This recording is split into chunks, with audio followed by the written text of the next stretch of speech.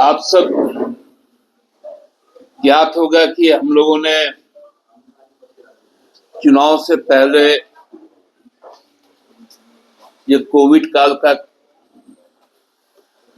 जो दौर था वो समाप्त हुआ, तो सबसे पहले 2022 में माननीय मुख्यमंत्री ने राज्य के विकास को और तेजी से आगे बढ़ाने के लिए केंद्र के पास जो हमारे बकाये हैं उन बकायों के मद में तत्कालीन कोयला मंत्री पीयूष गोयल जी को एक पत्र लिखा था कि हमारे राज्य से आपने अभी तक जो भी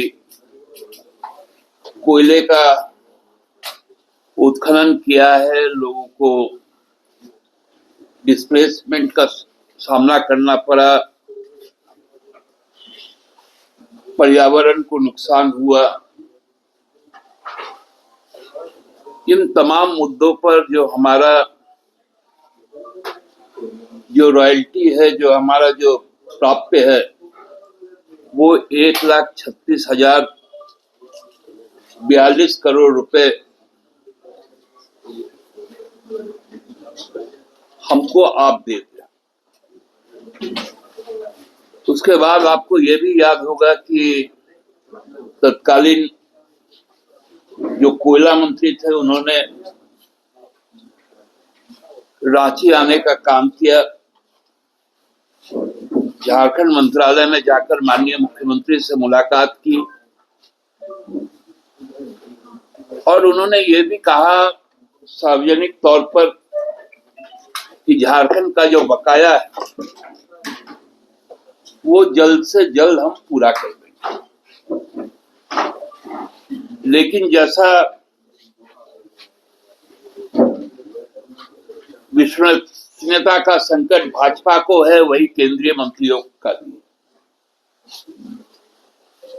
केंद्रीय वित्त मंत्री से जब संसद में पूछा गया कि भाई प्याज का दाम क्यों बढ़ रहा है, तो उन्होंने कह दिया था कि मैं तो प्याज खाती नहीं।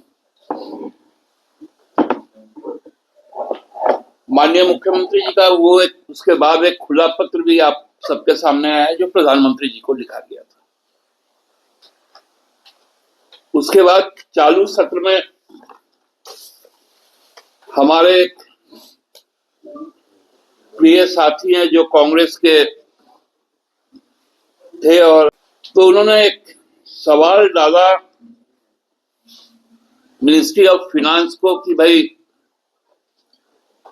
कोल का जो बकाया 1,40,000 करोड़ रुपए के लगभग आपके पास है, वो आप उनको कब लौटाएंगे और लौटाने का स्कीम क्या। तो जो minister of state for finance Shri Pankaj Chaudhary जी,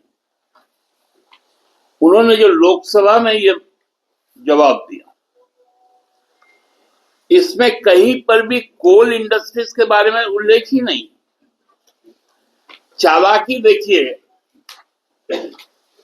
पंकज चौधरी जी का, बड़ा तेज बनते ही ये लोग।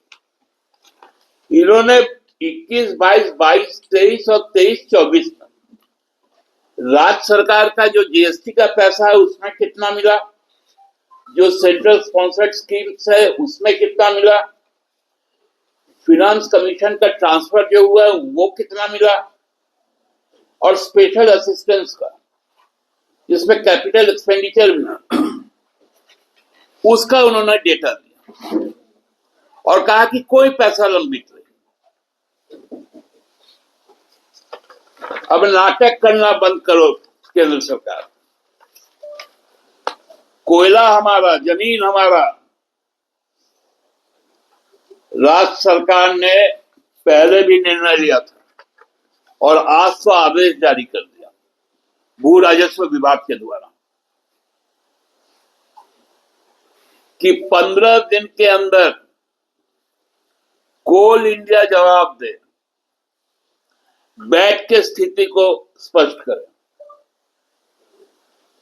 ये आदेश है भू राजस्व विभाग का।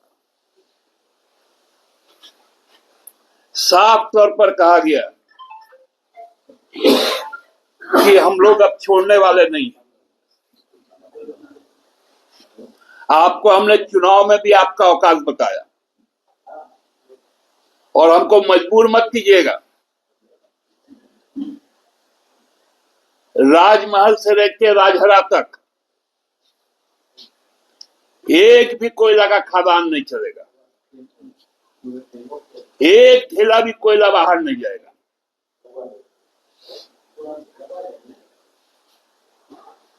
नाटक है क्या?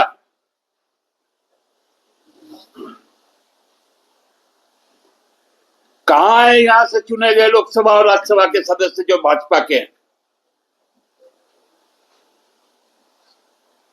मंत्री भी हैं, सब गूंगे हो गए क्या? बहरे हो गए?